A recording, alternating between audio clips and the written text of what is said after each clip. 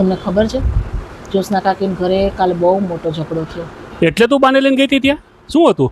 તો બે ભાઈ બેન વચ્ચે ઝઘડો થયો. હે? એ ભાઈ બહેન વચ્ચે તો ઝઘડો થયો હતું નહીં? કેમાંથી થયો? 6 મહિના પહેલા ટીકુને લગ્ન ના કર્યા. હા, એ ટીકુએ આવીને કકળાટ કર્યો. ટીકુએ શેનો કકળાટ કર્યો? ટીકુ તો ડાઈ છોકરી છે. અને જ્યોત્સના કાકી પાછા હારે થયા ટીકુની. લે, તો એમાં ઓલો છોકરો ને વહુ બિચારા બહુ હેરાન થાય છે. હવે છોકરાએ અને વહુએ બિચારીએ ધામધૂમથી ટીકુના લગ્ન કરી દીધા. નહોતું ગમતું તો એ કરી દીધા હતા. ટીકુન લગ્નમાં પ્રફુલભાઈને કેવડું મોટું દેણું થઈ ગયું તમને ખબર છે? માથે લોન લીધી છે ને, 10 લાખની લોન લીધી હતી. ઓહો, કેમ કે કાકીનો આગ્રહ હતો કે એકની એક દીકરી છે તો એને જોઈ માંગે નહીં આપવાનું. હા, એ તો બરોબર છે, દીકરીને આપવું જ જોઈએ અને આપ્યું છે. એમાં કાંઈ વાંધો ન હોય, દીકરી તો માગે જ.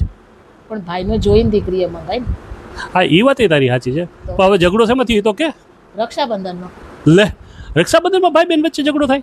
6 મહિના પહેલા લગ્ન થયા એટલે પહેલી રક્ષાબંધન આવે કે નહીં એની. હા, તો ટીકુ આવી હતી અઠવાડિયા પહેલા એકલી, અને એની મમ્મીને ચડાવીને ગઈ કે મારું ઘર મોટું છે કે, એટલે મારા ઘરમાં દેખાય ને એવું રક્ષાબંધનનું મને આપજો કે.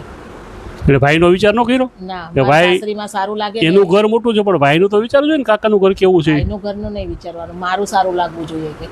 એટલે એ કે મને કંઈક સોનાની વસ્તુ આપજો. સોનાના ભાવ કેટલા બધા છે. ઓહો. એટલે પછી છે ને પ્રફુલભાઈનો ફોન આવ્યો હતો બા ઉપર કે તમે આવો અહીંયા. એટલે બા કે હાલ ને રેખા આપણે બે જઈએ.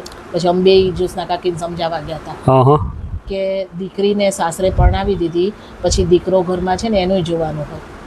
બરોબર છે, સાચી વાત છે કે છે ને ભાઈ બહેનના સંબંધ કે ગમે તે સંબંધ, આ સામાજિક જે લેતી દેતી છે ને વ્યવહારની, બરોબર, એ સમાજને સારું લાગે એ કરતાં તમારા ભાઈ બહેનને કેવું રીતના છે એ રીતના ભાઈએ હંમેશા બહેનનું જોઈ અને આપવું જોઈએ. અને હું તો એમ કહું છું કે બેને છે ને ભાઈનું જોઈને જ હંમેશા ઈચ્છા રાખવી જોઈએ. ભાઈનું જોઈને જ એને છે ને માગણી રાખવી જોઈએ.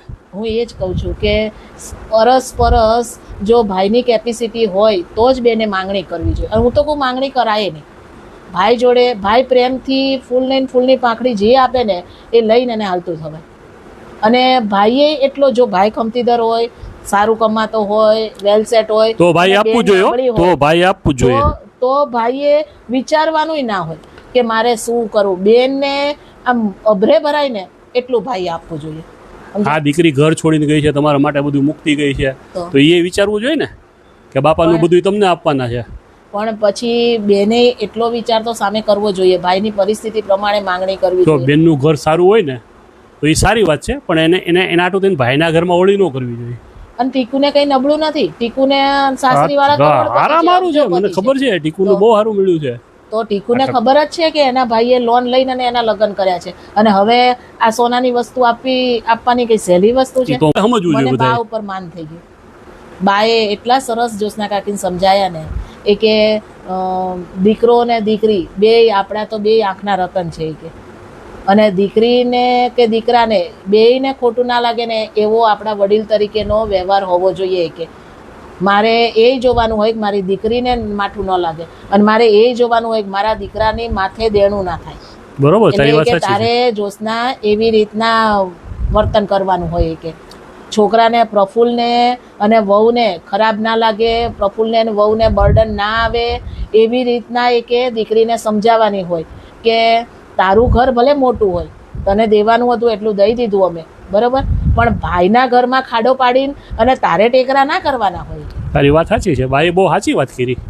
એટલે જ્યોત્સના કાકી અત્યારે તો સમજી ગયા છે. અને જ્યોત્સના કાકી કે ના, હું એ કે છે ને ટીકુને સમજાવીશ કે ભાઈ અમારાથી થશે એટલું તને આપશું, બાકી વધારે આશા ના રાખવી. બરોબર છે, સાચી વાત છે. અને ટીકુએ સમજી જવું જોઈએ.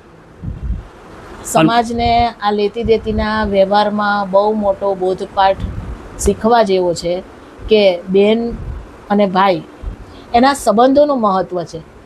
આમાં લેણ દેણ આવતી જ નથી. હું તો એમ કહું છું કે ભાઈએ બહેનનું જોઈ અને દેવું જોઈએ, અને બહેને ભાઈનું જોઈ અને જ લેવું જોઈએ. સમજાય તેને? વંદન. રાધે રાધે.